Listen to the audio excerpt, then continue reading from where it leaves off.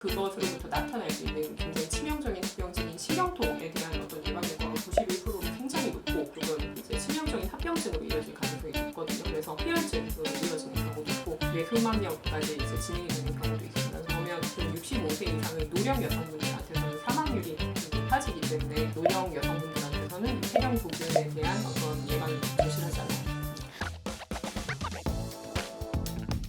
두 번째 주제로요. 면역이 약간 좀 낮은 분들, 이런 분들이 이제 맞는 백신 중에 있는데 그게 이제 대상포진 백신이에요. 이게 고령화가 되면서 많이 생기는데 이게 어떤 통계까지 있냐면 80세 정도 되면 반 정도는 대상포진에 걸린 경험이 있을 것이다. 이런 내용들이 있어요. 근데 저나 선생님이나 이렇게 잘 관심이 많지 않았던 이유는 젊은 분들은 별로 없어요. 근데 이제 50세가 넘어가면서부터는 비율이 확 올라가기 시작하거든요. 백일해처럼. 대상포진은 왜 생기죠? 수두 바이러스의 2차 발병 때문에 생기는 거고, 대부분 사람들이 이제 수두는 사실 어릴 적에 많이 앓고 지나가잖아요. 그래서 대상포진의 어떤 위험도는 사실 대부분의 사람들이 갖고 있다 할 수 있겠습니다. 그러니까 숨어져 있는 잠복감염이라는 얘기신 거죠? 그렇죠. 네.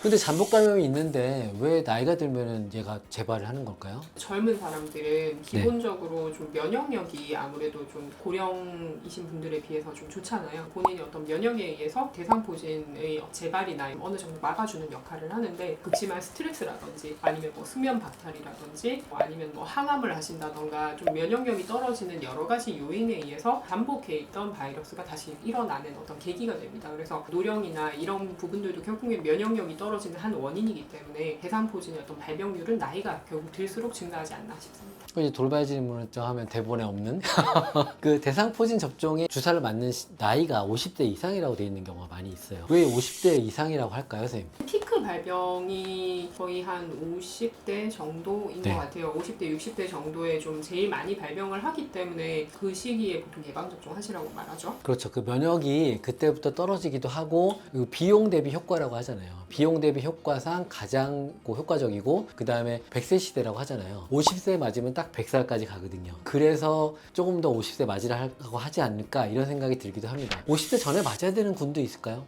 아무래도 좀 스트레스에 노출이 많이 되는 분이라든지 너무 업무 스트레스가 많거나 아니면 뭐 컨디션이 많이 저조하신 분들, 큰 수술을 받으신 상태라던가 아니면 뭐 항암이라든지 면역력이 저하돼 있으신 어떤 질환을 가지고 있는 분들, 그런 분들은 젊은 나이라도 좀 맞으시는 게 좋죠. 담당 선생님하고 좀 상의를 해볼 필요는 있을 것 같긴 맞아요. 하네요. 그리고 이제 50세 이상에서 이분들은 좀 더 빨리 맞아야겠다 이런 분들은 아마 당뇨병이나 고혈압, 다른 병증들이 있는 분들이 좀 더 우선적으로 빨리 맞으시는 걸 권장하죠. 대상포진 사실 옛날부터 있었잖아요. 그런데 최근에 맞아라 막 이런 백신들 얘기하는 이유가 있나요? 일단은 대상포진 백신이 최근에 나온 것과 이전에 나온 것이 다릅니다. 그래서 이전에 나왔던 사백신 같은 경우에는 그 항체 지속 기간이나 예방 어떤 효과 지속 기간이 그렇게 길지가 않았어요. 그래서 저희 부모님도 그때 사백신을 맞기는 하셨는데 그 이후부터 지금 거의 10년이 지났습니다. 그러면은 그 백신에 의한 어떤 예방 효과는 이제 거의 없다라고 볼 수 있는 거기 때문에 다시 한번 백신을 맞으시는 게 맞고, 최근에 만들어진 백신은 대상포진에 대한 예방 효과가 거의 97% 정도, 그리고 대상포진이 만약에 걸렸다 하더라도 그것으로부터 나타날 수 있는 굉장히 치명적인 합병증인 신경통에 대한 어떤 예방 효과가 91%로 굉장히 높고, 그리고 그 항체나 이런 예방 효과의 지속 기간 또한 50년 정도라고 얘기를 하죠. 굉장히 길기 때문에 한 번 정도 그냥 맞으시는 걸 권장드립니다. 사실 저 맞았어요, 저는. 네.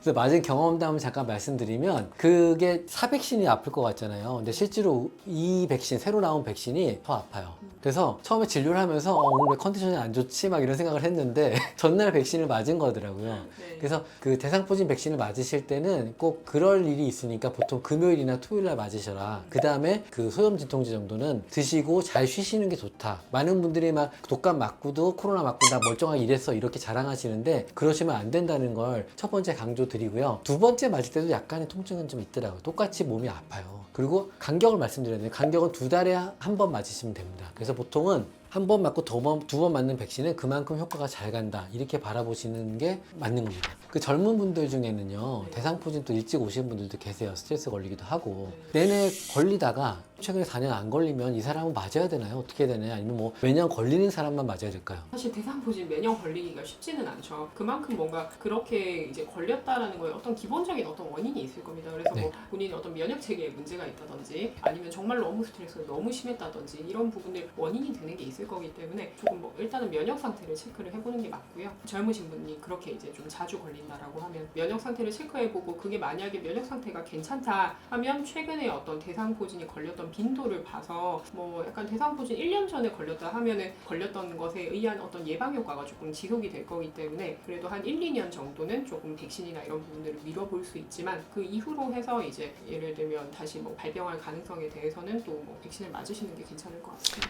그다음에 이제 대한폐경학회에서 폐경 후에 맞아야 되는 백신 중에 또 하나가 있어요. 그게 뭘까요? 폐렴구조 근데 폐렴구균은 사실 제가 나이가 아직 그 정도가 안 돼서 그런지 몰라도 누가 맞아야 된다고 돼 있나요, 그게? 저희 여성분들에게는 65세 이상의 성인분에서 좀 권장드리죠. 그럼 65세 이상에서 폐렴구균을 맞는 게 사실 폐렴을 치료하면 되잖아요. 근데 굳이 맞아야 될 이유가 있나요? 근데 이게 그 폐렴구균에 감염이 되면 조금 이제 치명적인 합병증으로 이어질 가능성이 높거든요. 그래서 희열증으로 이어지는 경우도 있고 뇌수막염까지 이제 진행이 되는 경우도 있습니다. 그러면 좀 65세 이상의 노령 여성분들한테서는 사망률이 좀 높아지기 때문에 아무래도 뭐 신생아에서의 어떤 백일의 예방과 마찬가지로 노령 여성분들한테서는 이 폐렴구균에 대한 어떤 예방이 절실하지 않나 싶습니다.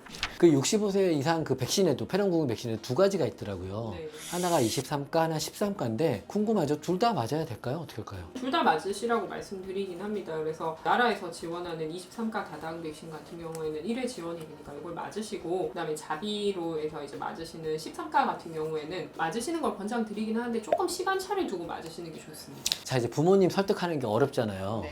내 부모님이 이런 분이면 빨리 맞아야 된다. 이런 분이 있을까요? 기본적으로 좀 면역력이 낮으신 분들, 네. 뭐 감기나 이런 거 굉장히 자주 걸리시고 네네. 평소에 건강 상태가 뭐 기저질환이 많으신 분들 네. 그런 분들은 좀 맞으시는 거 권장. 좀 쉽게 설명드리면 이제 흡연을 하시거나 네. 폐 기능이 좀 많이 떨어진다, 운동 잘 안 하신다 이런 분들은 좀 맞으시는 게 필요하죠. 저는요 공중보건의사를 했을 때 보건소에 있었어요.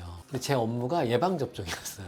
아이들 청진하고 예방접종을 하는데 꼭 설명을 하거든요. 열을 재고 청진을 하고 그 다음에 부작용이 있을 수 있다는 얘기를 해요. 부작용에는 어떤 게 있을까요, 선생님? 독소적으로 그 주사를 맞은 부위에 통증이나 아니면 빨갛게 된다든지 조금 뭐 붓는 증상 이런 것들이 있을 수가 있고요. 전신적인 증상으로는 발열, 열이 난다든지 아니면 근육통 뭐 이런 부분이 있겠습니다.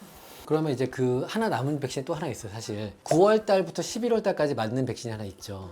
네, 인플루엔자 네. 백신. 네. 소위 말하는 독감이죠. 네. 독감 백신을 맞는데 독감은 산모가 아무 때나 맞아도 되나요? 아무 데나 맞아도 됩니다. 그죠. 상과 교과서에도 우선 접종 대상이에요. 그렇기 때문에 인플루엔자 독감 백신은 9월 아마 추석 지나면 나올 텐데 그때 바로 맞으시는 게 좋고 내년 1월까지 1월 2월까지 독감에 주의보가 있다는 걸 알고 계시면 되겠습니다. 오늘 그 백신 얘기 잠깐 했는데요. 선생님 백신에 대해서 좀 간단하게 얘기를 좀 해주시죠. 어떻게 얘기를 할까요? 소 잃고 외양간 고친다라고 얘기를 하죠. 사실 참 인간의 어떤 생애에 따라서 태어나서부터 참 질병에 대한 걱정이 많은데 그런 부분들 생각보다 간단하게 요새는 정말 의학 기술이 많이 발달해서 백신으로 예방이 가능합니다. 그래서 권장 연령대에 정말로 딱 맞는 백신 성인이 되고 나서도 좀 신경 써서 맞으신다면 이런저런 질병에 대한 위험을 좀 많이 감소시킬 수 있으니까 병원에서 추천받으시는 부분들 너무 지나치지 마시고 신경 써서 맞으시면 좋을 것 같습니다.